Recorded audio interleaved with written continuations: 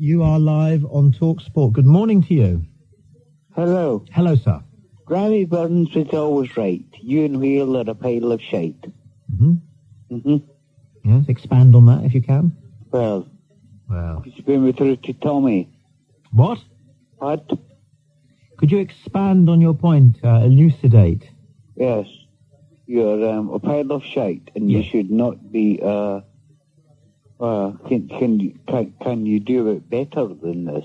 I wish I could. Well, I wish I could. Can you... How would that be? In what way would it be better? What would you recommend? Tommy. Yeah.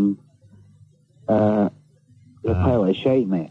That's really basically what you are. You know what I mean? You came back to Cheltenham, you lost all your dosh, you tell everybody on the radio that you know about horses and all that, but you really don't know nothing, do you, about horses? Yes, I do. Well, what do you mean came back from Cheltenham? What do you know about horses? I've ridden round Cheltenham. I've beaten Johnny Frankham, the greatest jockey round Cheltenham. What have you ever done in racing? What do you know about racing? I ride my own horses, pal. Some of my training techniques are ahead of Godolphin's.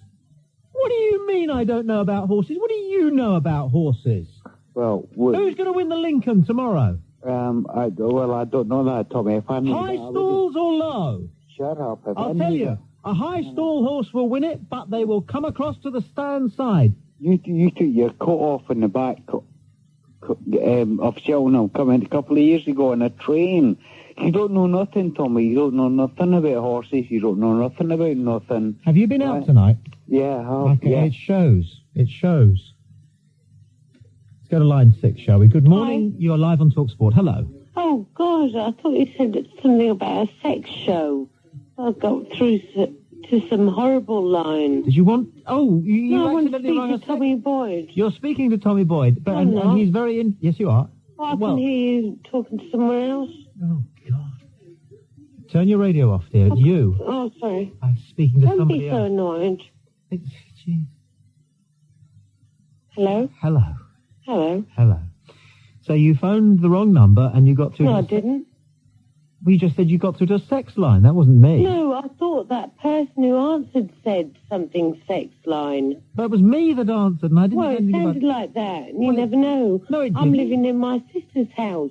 Well, she's got all internet things and that's your sister's fax fault. machines. I don't live like that. Sex machines? No, fax machines. Oh, how boring. And things like that, because she has her own property business.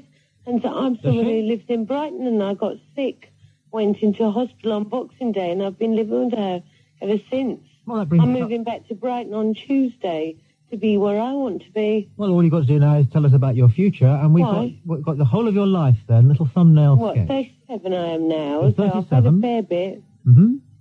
You've had a fair bit. Of life? Of life. A hell of a lot. I agree with you. I'm about 520, I should think. 520? Well, I should imagine by now. What, on the scale of what? Being alive and what you pack in. 520? Well, I should think about that. What does that make me think? I don't know. About the same, I should think. 520? Yeah, feels like it, doesn't it? What, 520? All right, then... No, I'm up in the prime numbers, I don't know. What? I've learned about prime numbers. You have? Yeah, because I'm living with a sister and her 8-year-old son. And they talk of nothing else. Fancy school because they live in Chiswick and they're rich and I'm poor. Yeah. And I sold the big issue. And on Christmas Day I nearly died. I realised I didn't want to stay alive anymore because I was too tired. They saved me because they're all rich. They put me into a mental hospital in Lisson Grove for a month. I stayed there and my consultant knows I'm fine. He's always known I was fine. Just tired of trying to stay alive for so long. I know, darling. No, I'm fine. I'm fine now. Yes, and today we went to Brighton, where I have been for 3 years, and I lost my son. I didn't lose him. He didn't die, but everyone thought he had. I went to Brighton 3 years ago.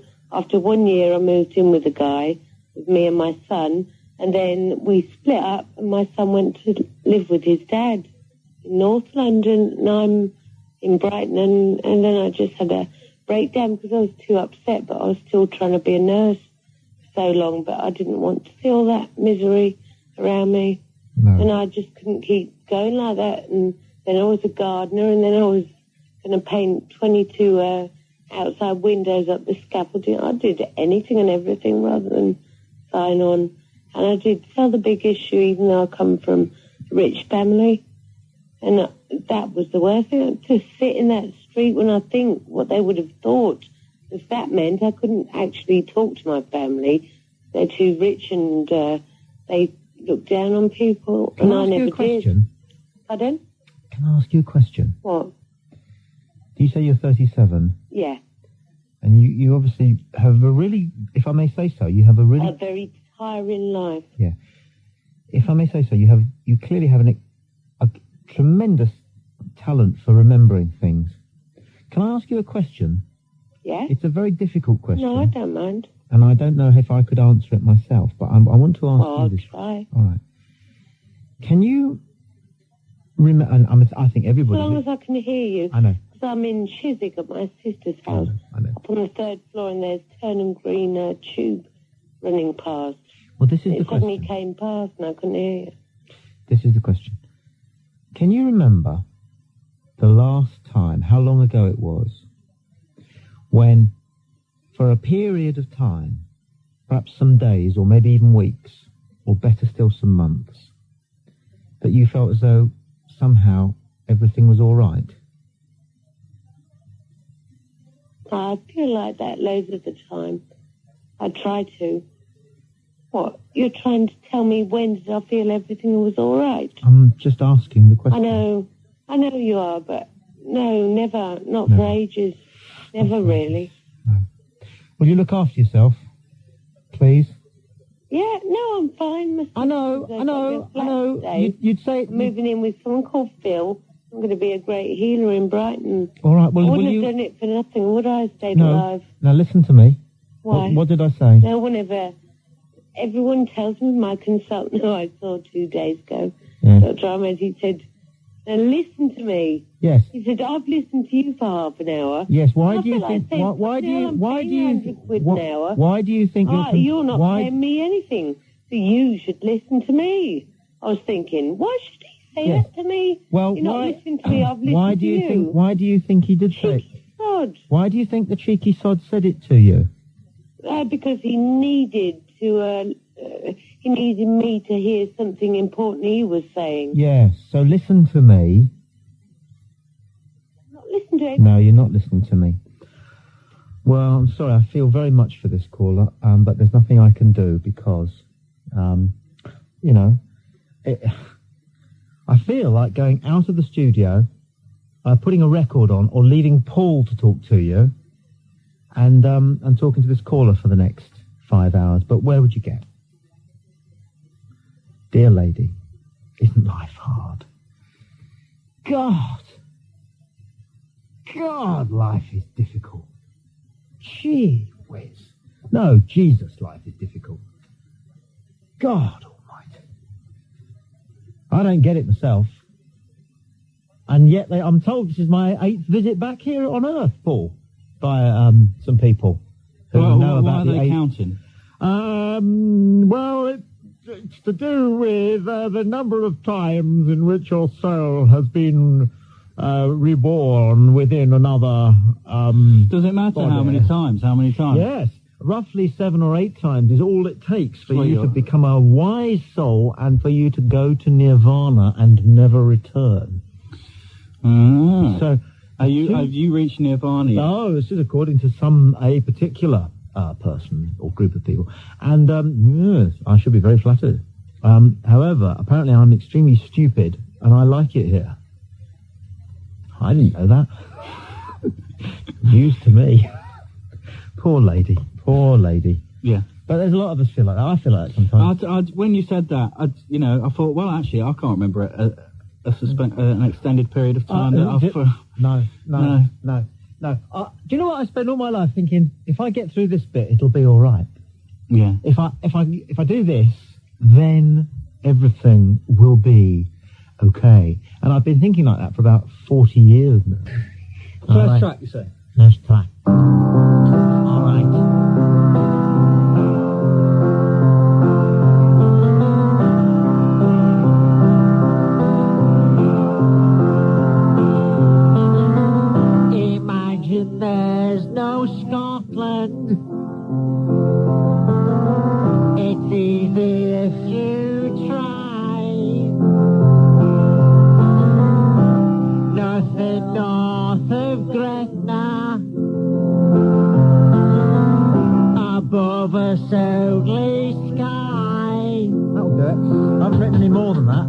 But you see, it works.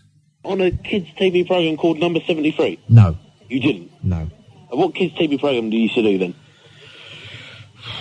Magpie, What's Happening, Jigsaw, Puzzle Trail, The Saturday Show, The Saturday Starship, The Wide Awake Club, Children's ITV. Tommy. Quite a bit. One wonderful form of employment. That one? No, that wasn't it. No. Oh, Lydia the Tattooed Lady. No, but they all sound the same anyway. What is that song about, though? Thank your lucky stars that we're not half as smart as we like to think we are. That's it. But what was it that they did that wasn't that smart? Fall in love. That's not very smart. It's not very smart. It isn't. No. You know, do you remember, like, when you fell in love? Yeah. Isn't it hurt? Yeah. Jeez. It's agony. You see, it's like our caller the other day who said, it's tricky to approach women and everything. I know exactly what he means, you know. But he respects women, so he feels, am I intruding on their happiness? Yeah, if I was to come up to them and to suggest myself to them. And and I've totally lost track of what I was going to say. Doesn't matter. No. Doesn't matter. I've had a number of faxes, well, 3, to be honest, from last week. I won't mention names, but from people asking for advice on how to talk to women. Okay. Which is, thanks to my experience, something that I am in a position to advise on. So I would be quite happy to do that if people could be a bit more specific.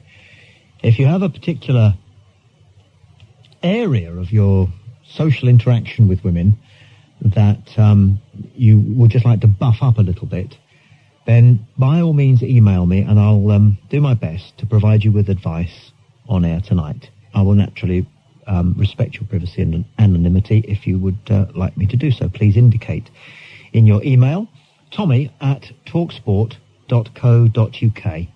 Phone number 08700 40 50 60. Say good morning, line 5. You're live on TalkSport.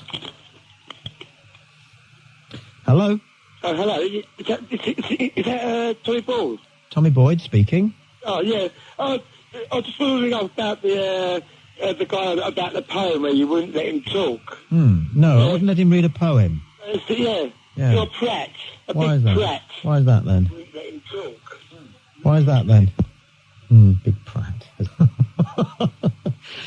So it's funny, it's 2:30. It normally goes a bit funny about sort of 4:30, but obviously we're into some sort of accelerated personality defect here amongst callers, which is cool.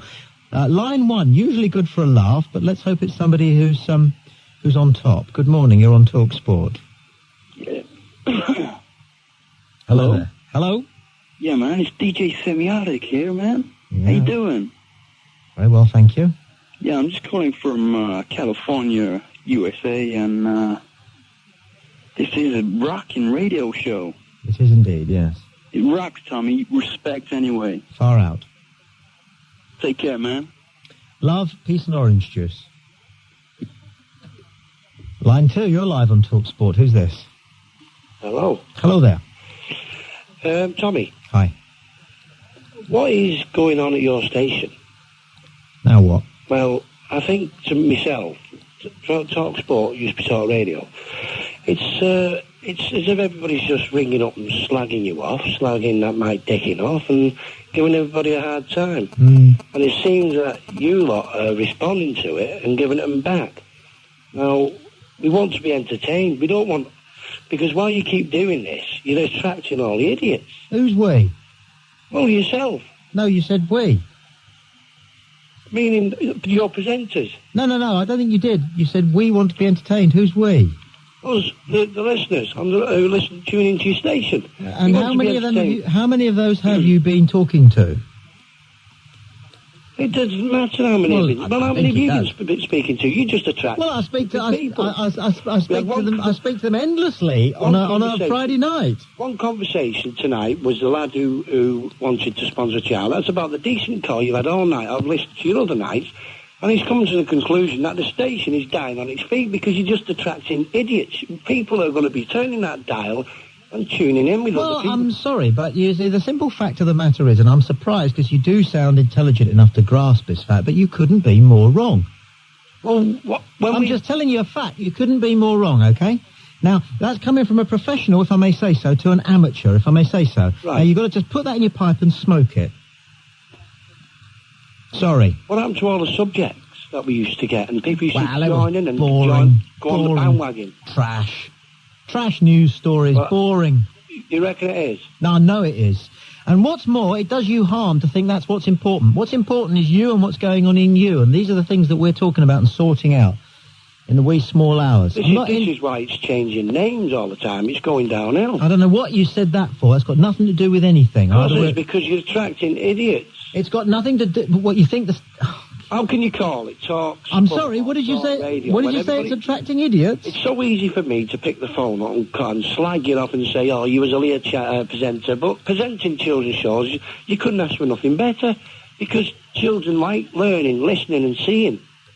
That's the best way to start. That's where a lot of them start, and then they grow big and start going on their own shows. Well, keep listening. We may have more conversations as engaging as this as the evening develops. Maybe you'll set a trend. Right. Well, you never know. You never know, do you? You never know.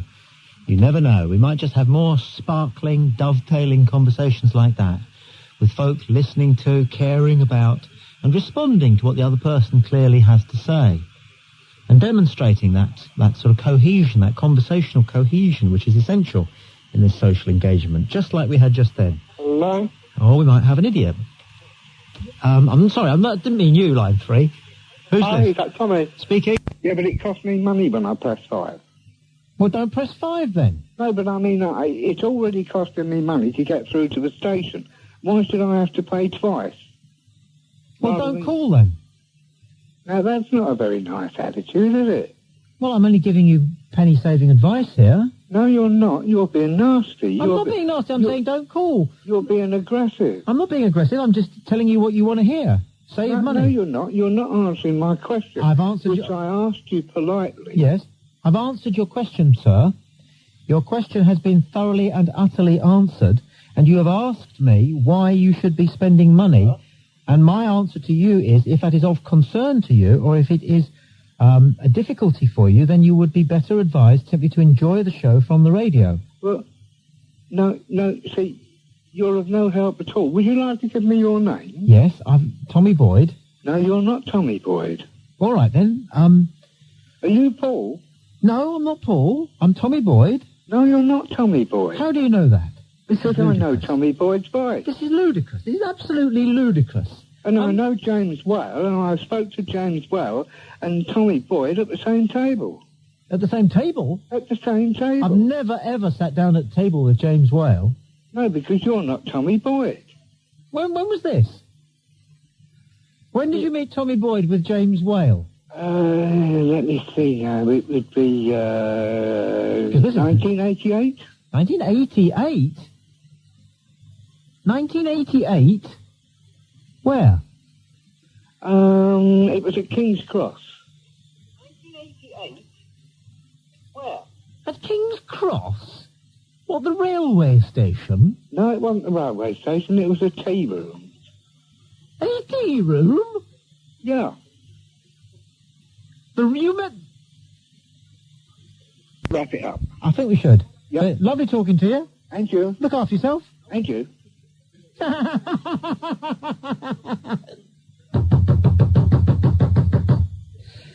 Ah, dear. We're all from the same species. It's fantastic. They just all... like him. Remember, of the He's same just like species. us. We're identical. We are? We're identical. We're all the same, we are. So the other thing, when you train dolphins, initially, they all look identical. And it takes about 4 or 5 days. And then suddenly you can't, for the life of you, work out why you couldn't see how different they are, from day one. Cows are the same. Cows are the same. I come from a farming village. Cows are exactly the same. In that they're not the same. They're not the same. No. There's cows and cows. Convene here professionally for a second. Yeah. Right, you did ask my professional opinion. Yes, please. Well, it's not a controlled conversation because you're actually just letting a lot out. Yeah. So we need to actually now start to give it some shape. So there is, first of all, an important observation I have to make, which will take the form of a question. We often have a train of unconnected thinking which runs through our mind whether we are awake or asleep. It consists of images and imagined sounds. Sometimes it's logical, sometimes it's not. But I'm getting these thoughts. Shut up. And one's not gone wrong. Shut up. Now, if you were to weigh the number of those thoughts which do not materialise against the odd one that appears to have been a successful prediction, you'd probably find that you have something like, and I'm just guessing, but it'll give you an idea of the scale of the thing, 99,999 thoughts, which, should something happen to vaguely give flesh to those thoughts in the future, you'd be entitled to say to yourself, but blimey, I saw that happening. However, you don't. And you also eliminate them from your calculation because there's no significant event to illuminate them. However, when the 1 in 100,000 thoughts appears adjacent to something which happens later, it's understandable human nature to tie the two things together. So, quite frankly, mathematically, I would say to you, just as the philosophers say, it will be a greater coincidence if no coincidences ever happened, right? Yep. Something like 4 out of 500,000 random thoughts appearing to be precognitive or premonitory, all right, is probably mathematically about right.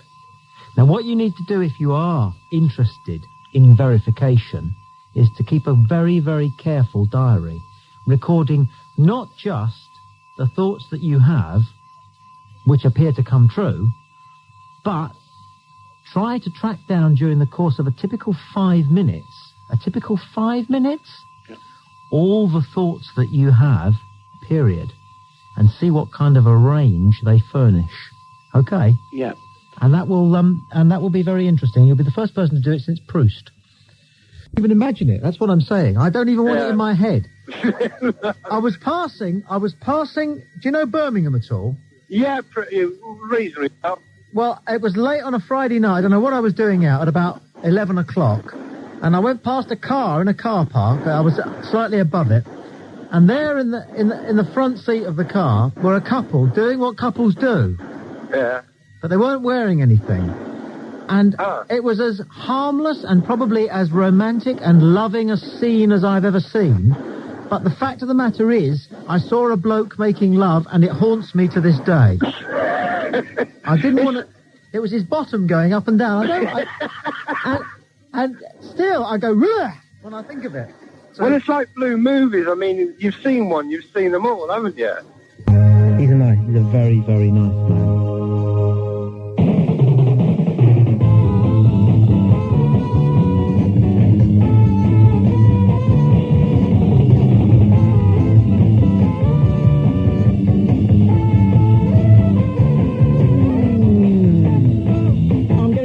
Limo here. Oh, that's posh. A stretch What, limo a white one? with big tan leather seats in the back, and I see 3 lady tennis players dressed for tennis. None of them are Anna Kournikova, it's too obvious. One of them is worryingly that Maresmo. Do you know the guy I mean? I'm not too up on my tennis. He plays ladies tennis. Okay. And gets away with it. That's a worry. He's got blacked out window. That's a big worry. Yes, it's the Hohenzollern music test, which is a psychological device similar to the ink blot test, similar to the Juan El Guapo Hernandez word association test. It's a piece of music, and you are able to identify things about yourself that may have been remote by analysing the images which crowd the mind when you hear the piece of music. We play it at the beginning of each hour of the programme. We'll go straight to good old line 1. Good morning, you're live on TalkSPORT. Hello. Ah, very lucky. Hi. Hello. Is that Mr. Tommy? Sir. Tommy Boyd, I think your name is. At your service. Yes. Good evening. Sir. I'm on air. You are. Wow. Oh, how terrific. Fabulous. I spoke to you last week or the week before, I can't remember now, trying to tell you how poor your show is, but as usual, you just criticise the people who criticise you. You are there for criticism, Tommy, whether you like it or not. I love it. You love it, don't you? Love it, pal. Right, but as usual, we get shouted down. We don't get the opportunity. Well, that's because the criticism's not very good. No, generally it is. It's just that you don't Give me some decent criticism. Right, okay.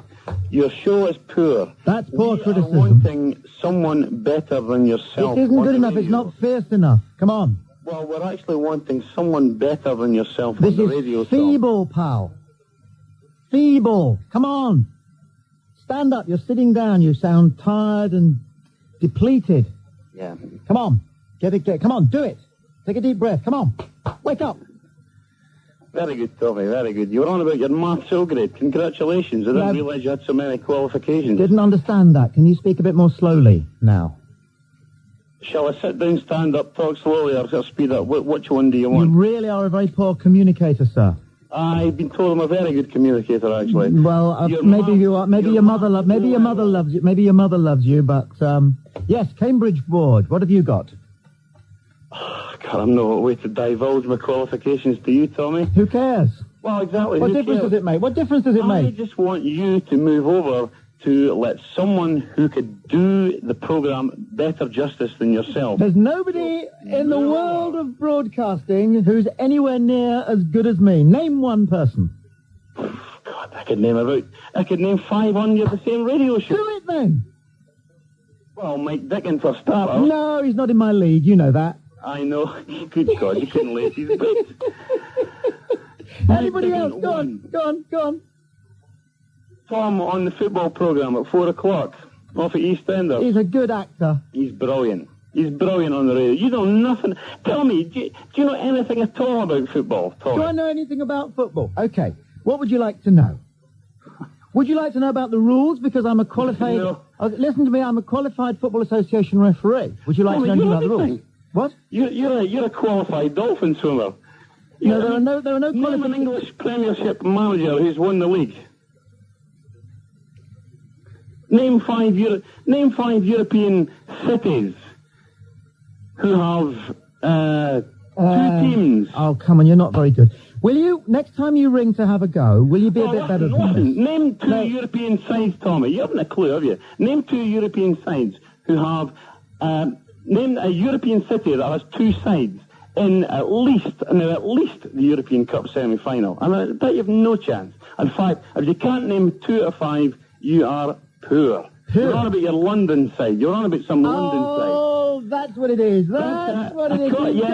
You dragged me in. You must have been listening to your show, yes. It'll be your usual argument. Come yes, on, you I must be London. so sad to listen to your programme. I must be so sad to listen to you. Come on, then. Love it. 2 questions. Answer at least one of them. Well, the first question didn't work. English Premiership manager. That's not a question. I'll win. No, look. Will you just sit back, ask the question properly, and when it's complete and proper, I'll answer it. Okay. I know what you're right. Are you listening? Are you sitting back? I know Bamber's about to give you the question. All right. Name an English. He's getting very boring, this bloke, isn't he? Come on. The thing is, he's getting very boring. What should we do with him? He's got on to his second question now. I know, but what do you do with him? He's not even interested in the answer. I love it when people have a go at me, but malice, I often say this, malice is like tennis. You shouldn't play it with somebody who is manifestly inferior to yourself.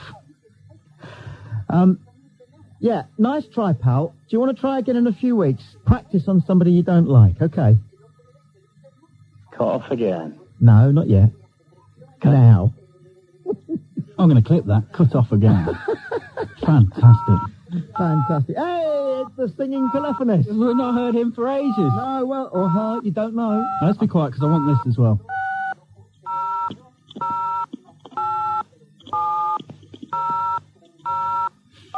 Can't he get a bit of a flourish in there or something? Well, I have a view on this. I do believe that if our telephone numbers were pieces of music, they would be easier to remember. and your telephone number, you could choose a piece of music. I would choose Jerusalem.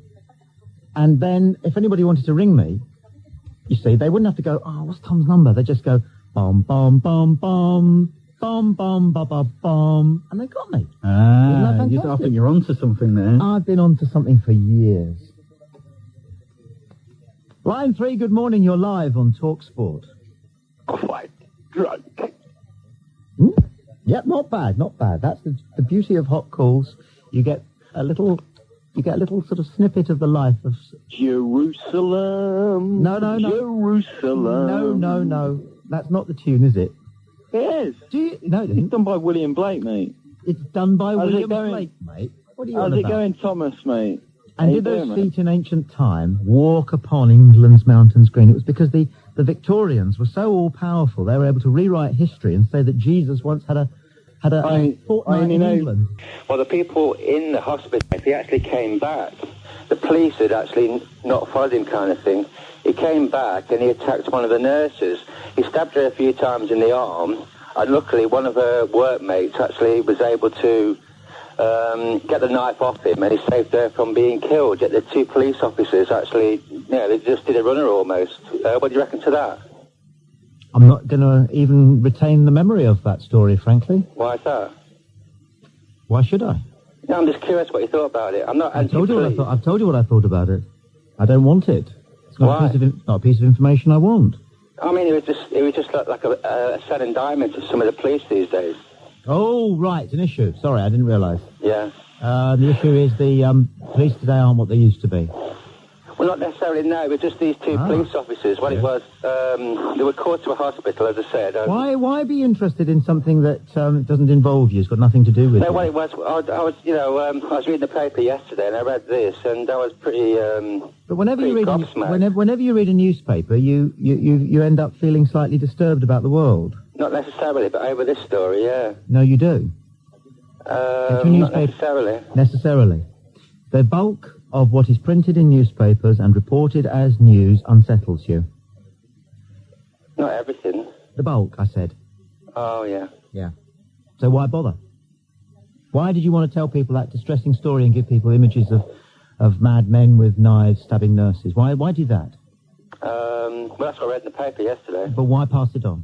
Well, the interesting point was there were lots of crazy... No, focus on the question. Focus on the question I'm asking. Yeah, it was the two police officers, the fact that they... No, I'm asking you, not about the police officers, not about journalism. I'm asking you why you felt you'd better tell that story. And what effect it may have on a person just lying in bed wanting to find some tranquility. Well, I suppose, yeah, you got a point, but I was mainly interested in your opinion. I got a point, and I gave you my opinion. It's a piece of information I'm going to do my utmost to eliminate from my mind. But I won't be able to, and like a lot of news stories which haunt me to this day, I'll probably carry it around for a few days until it fades. So thanks for that. Mind you, it's not your fault. Every journalist... You're live on TalkSPORT. Hello. Hi, Tommy. Hey. Hey, you worked on LBC, didn't you? Until they fired me, yes. Did you give Ann Diamond one? I didn't, no. I'd love to have done, but thank you for your call. Line 5, you're live. I have only made love to a handful of the women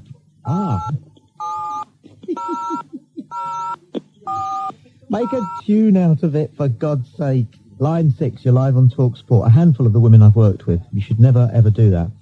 I went out with a girl on the cosmetic counter of a department store I worked in, and when it fell through, it was a nightmare, because I had to sort of still catch her eye on things at work. So generally speaking, don't go out with people you work with.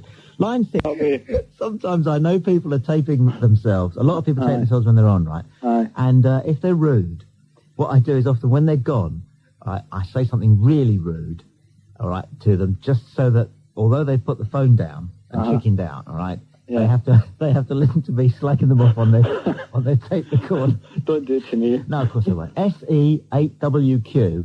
Right. All right. Okay. Thanks for your call. Listen, you're great, by the way. Yes, so are you. Listen, you're going to keep up this flow? What I used to do, Paul, I don't do it anymore because I nearly got caught with it. This was a broadcasting trick that nobody else has ever used.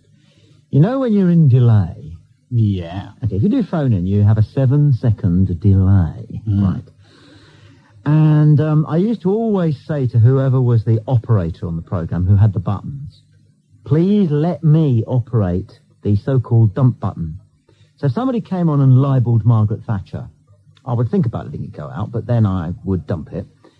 And if somebody came on and called me, you know, an F word or something, instead of dumping it straight away... I know where you're going. I know where you're going with this. I had 6 seconds. Now, when a caller, a little plonker in lower stuff, right, would ring up and go, I think you're a... all right? They're expecting me to go, oh, and press the dump button. But instead of that, on the radio, they would be astonished to hear me say, yeah? Well, how about this then, you little... And I would give them what they gave me, only much, much worse and much, much, much more uncouth. And there'd be this little whimper at the other end. And then I'd dump it. But then one day, a guy came on and he said, I think you're all right. And I went to go, yeah? Well... And I looked down and I just was lucky enough to see that the dump button was already blinking. Yes, it hadn't built up its time. And what had happened was somebody was sick and we had a new technical operator on. And I hadn't bothered to say to him, I do the dumping. I do the dumping on my show. So he'd already dumped it. But as you know, if you have dumped, you cannot dump again for 10 seconds or something. You shouldn't tell the people listening. No. We'll get him now. And so had I gone, well, you are you wouldn't have got it. It would have gone out, you see. I went through and said to the technical operator, do you mind if I do the dumping on this show? He went, yes. He said, but you have to be a bit quicker than you were. Can you back it up then, please? What do you mean by back it up? Well, you made it. Well, what do you regard as proof? It's what we're talking about here is actually, if I may, and this is much more interesting than talking about pro wrestling. Yeah. Much more interesting. Yeah, but because here, what you've introduced, accidentally in your case, is at the very fulcrum of our existence, and that is the nature of proof. So, what will constitute proof for you? Well, the drawing pins that were embedded in his head at the end of the match. No, petal. No, I'm talking about a concept here. What is your concept of what's proof? your answer to that? What is your concept of proof? And then I will the television programme. No. You don't even know what the word concept means, do you? I don't care what it means. Well, we can't have a conversation then. Because you're changing the subject, aren't I'm not. You've asked me to prove something, and I've asked you what constitutes proof in your opinion. If you tell me what you regard as proof, I will furnish you with proof. What I saw on the television. No, but you're asking me to prove something. I'm not asking you to prove anything. You're asking me to prove something. I want to know what you would consider to be proven. What do you want? Oh, God. Yeah, I want you to... Gee whiz, I get so cross sometimes. Yeah, so do I. You idiot man. Yeah, so are you. Yeah, are you walking around doing things, influencing people? Do you talk to people during the day? It's frightening. Yeah, do you not understand this simple question? You're not answering the questions. You didn't answer that bloke earlier. I can't answer the question until you tell me what you want the question the answer to sound like. Well, you made the statement, didn't you, that it was all theatre and all... Can I prove it? Yes, provided you tell me what you would consider to be proof. Anything. Would you consider an intelligent argument to be... Yes. Well, why didn't you say so? Because you don't talk in English. You always... Don't talk in English? You always have... You can't put it basically, Words like concept are beyond you. Forget about that then. Just back it up. Go on. Go on. Answer that... No, my learned friend, please. I'm not learned. You're learned. You are not learned at all. You are incredibly thick. Where did you go to school? Which school did you go to? Name and shame. It doesn't matter what school. It does. Name and shame. Which school did you go to? Forget about this. Tell me the name of the school. Answer the question. I will answer the question on condition that you tell me the name of the school that is responsible for your vocabulary. Because you're only going to slag it off, I think. I think you're doing a much better job of desecrating the memory of your school. Why do you want to know? Because it's amusing. Yeah, exactly. That's what you want to know, because you're going to... See, But do I have to tell you everything? Am I telling you now to inhale and exhale, to move on to your next thought, Am I? No. Am I telling your autonomous nervous system to continue to have your heart beat? Are you going to answer the question? Action? Are you going to answer the question? Only if you tell me what you would consider to be a reasonable answer. Will intelligent argument suffice? Because I cannot... Yes, it will. Well, why didn't you say so? Well, I'm saying no. Well, why didn't you say so before? I don't know why I didn't say I'll so. tell you why. I should have done. Would you like to know why? I'll tell you why. I just want to know the answer to the question. Don't go falsetto on me. Yeah, that's what you're doing. You're getting all stroppy. This isn't Wagner. You're getting all stroppy because I've cornered you. This isn't Lohengrin. You haven't cornered me, Petrol. Yeah, because I'm about to put in your dreams. Listen to me very carefully. Very, very carefully. Now answer the question, or can't you? I bet I can answer Listen you 5 to questions me about this subject that you couldn't answer. Very carefully. And I've proved your theory wrong that you know more about any subject than anybody else. Oh, well, it's so obvious to everybody, including you. No, you didn't answer the chap earlier. He talked about football. You didn't answer those 2 questions, did you? Of course I did. No, you didn't. You didn't give him one answer. Of course I did. Again, his questions were not properly formed. We're back to this thing about God having the answers. Go on, and answer my questions that people haven't even thought of, and I'm beginning to wonder if he's me. Go on, answer the questions. You haven't answered them yet. You're going on about everything else, God and everything else, but except answering the question. The reason Forget about God. That it is the reason that I can be certain that wrestling is... Forget about the moves and all that sort of stuff. I'm talking about the blood and the drawing pins and all that sort of stuff. Forget about the moves. I can't forget. You can't tell somebody to forget something. Nobody can forget on order. Yeah, but I asked the question. Can you forget something on order? Can you remember something on order? Can you remember what you had for breakfast on the 27th of March, 1999? No. Yeah, toast every morning. Could you forget what you had for breakfast this morning? No. I have toast every morning so I can remember. Yeah, but you can't forget, can you? Well, forget about that anyway. No, you see, you've just done it again. You're using the English language in such a lazy fashion. So you will all... No, I'm not. No, the precision... My language is like a Rolls-Royce engine. Are you going to answer it or not? I began to answer it and then you interrupted me. Well, go on, I won't interrupt now. Okay. The reason I can be certain that wrestling is pure theatre is that imbeciles like you believe it is not. That's bloody good, that is. Is that it? That's bloody good, that is. Hello? Hello? That's bloody good, that is. I really enjoyed that. How about that is one of the cleverest things I've ever heard on the radio. Are you going to let me speak? No. No, so because you're frightened about what I'm going to say. Terrified. Absolutely petrified. Quaking in my boots. I really am. Quick. Break out the amphetamines. I'm so afraid of this young man. Oh, poor fella. Never mind. It's an interesting thing about forgetting, isn't it? It's like, you can stay awake for over 100 hours, but you cannot make yourself carry on sleeping. You can go back to sleep, but you've no control over waking up, have you? And once you've been awake for too long, you can't sleep anyway. The longest I've ever slept was 16 hours as an adult. I've never counted. What happened was I was working in America, and I worked that hard that I went to bed at 8 o'clock at night, quite early for me, and I slept in the pillow store, which was a single building. This was a huge institution, and it was just full of pillows. Can you imagine? A building full, and it was from the floor to the ceiling, and I climbed on top of them, and I slept, and I slept, and I slept, and I slept, and when I woke up, I went outside, and the guys were barbecuing for breakfast. Fantastic! Quickly.